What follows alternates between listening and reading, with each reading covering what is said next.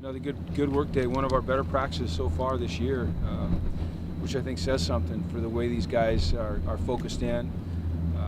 We did some Texas A&M work. We did some work just UCLA versus UCLA fundamental stuff.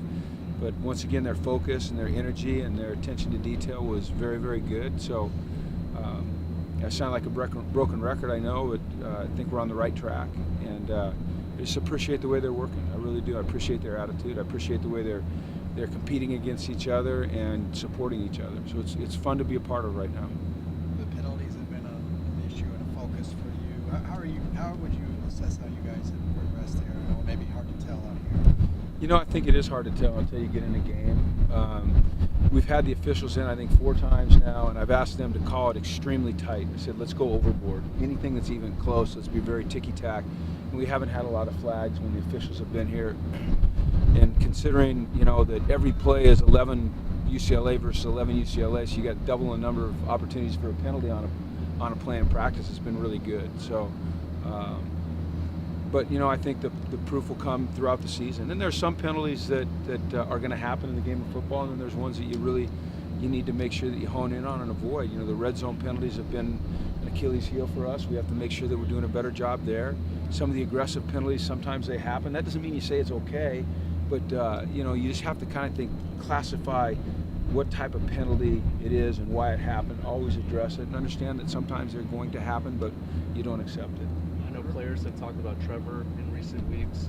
Does he help in terms of that with mental aspect and kind of limiting penalties and all that? He hasn't specifically spoken about, penalties, but he's spoken about mindset, and concentration and creating the right mindset, thinking the right way. And so I think all of those things go into it.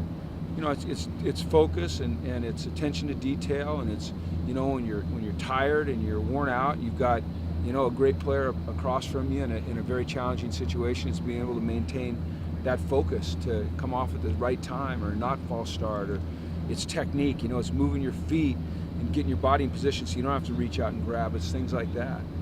But I would say in an indirect way, it wouldn't surprise me at all if Trevor's had a positive effect on us in that way.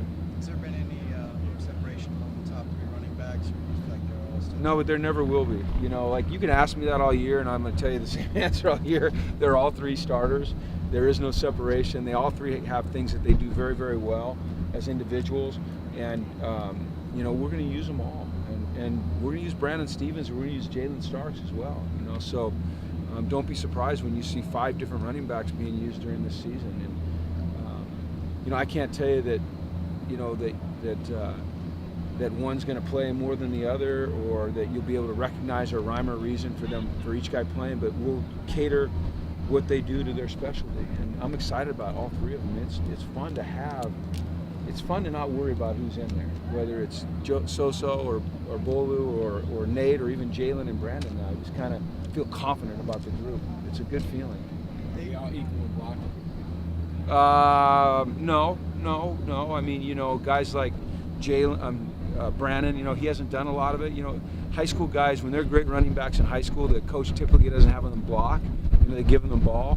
So, they have to catch up a little bit, but I've seen a willingness to do it, and I think that's important. I think Soso is an excellent blocker. I think Nate's an excellent blocker. I think Bolu's a good blocker who has the ability to be really, really good. He just has to learn to stay a little bit more balanced, keep his eyes up. And then, like I said, the 2 young guys would worry me just a little bit because they haven't done it enough in games. Like Nate, seems like he could be a go-to receiver with the tight Yes, ends. Yeah. Yeah. We have a good group of tight ends. I think that Caleb Wilson's done a nice job. Jordan Wilson's done a nice job. And then Nate, and then we'll get Austin back out here on Monday. So that's 4 capable receivers right there. But you're right, Nate has just great hands. I mean, and I'm not overstating that by saying he has some of the best hands catching the football of anyone I've ever been around. Chris Carter was always a guy that just had great hands. Jerry Rice obviously had great hands, natural catchers, and Nate's the same type of guy, just big, giant hands, and he catches it softly. So, and he's somewhat of a matchup problem, because he can run and move his body well in space. So, he's tough for a DB to cover because of size, and he's tough for a linebacker to cover because of athleticism. So, we'll try to utilize him. You said you get Austin Roberts back. Where is He hasn't practiced for a few days. He took a hit to the head, and as always, we are going to monitor those extremely closely and not let them back out here till they are cleared and then some. So he should be back out here Monday though. Any more updates on those other guys? Not really. Tack was out here today, is doing some things, which was good to see. Kenny Lacey was out here doing some things.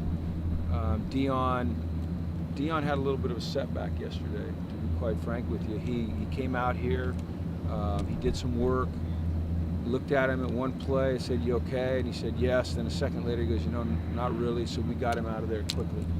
We're just not going to play with those things. It's just not worth it. But I think, anything that we do have aside from, Cam and Dion, and I'll say Austin because you're dealing with a head injury, there are things that are relatively minor that they can play through, that we can manage, and we will manage.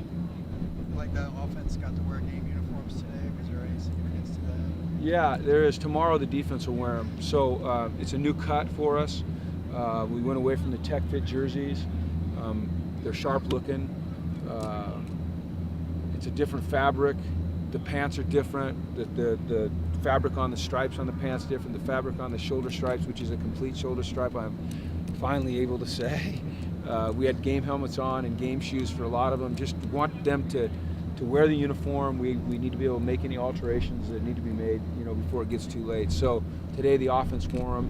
Tomorrow the defense will wear them, and then that gives us the weekend to get them just right. So when we get into Texas, we're ready to go.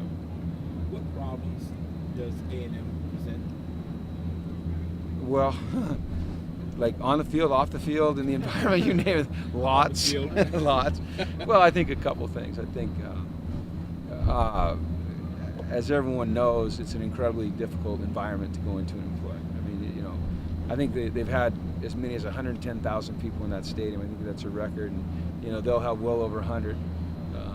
They organize their cheer squad, their yell squads. They get all their student section going. I mean, it's crazy. They try to make you feel seasick the way they do it.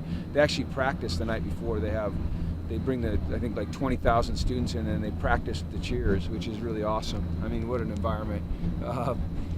It'll be hot, it'll be humid. Those are the things though that we can't control. The things that are challenging are the things that are going to happen between the lines, which is they've got an outstanding team. They're well coached, they're outstanding players, got some tremendous skill players on offense. They've got a new quarterback who, is experienced and knows how to play the game. They've got two defensive ends that are, both great ones. One of them could be the first pick in the draft next year. So, they're just a good team, and it's going to be a challenging environment, but it's just an amazing opportunity for us. It really is, and I think our guys are excited about it. The one thing about these kids, these young men, is they love to compete. I know there's people out there who would like to see us playing, Little Sisters of the Poor or somebody like that, but these guys want to go against the best in the toughest environments, and I appreciate that about them. Have you ever experienced a game there in person?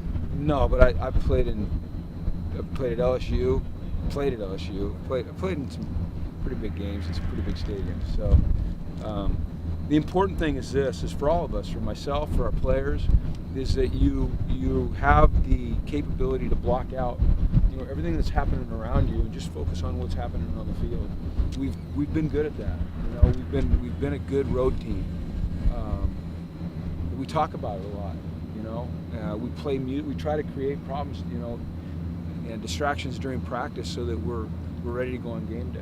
And I think our guys will handle it the right way. I really do. Your three freshman specialists, they're a little bit unknown now just because they're all new, but what positives come from having them all come in together and they can go grow together? That they can all grow together.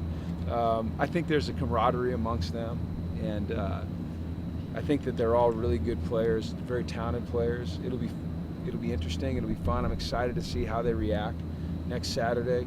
My gut feeling, just in being around them for the time that I have, is that they'll be fine. That it's not too big for them.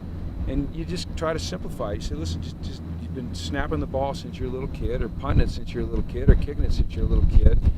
Field's the same length, same width, the posts are the same distance apart. Just kick it through.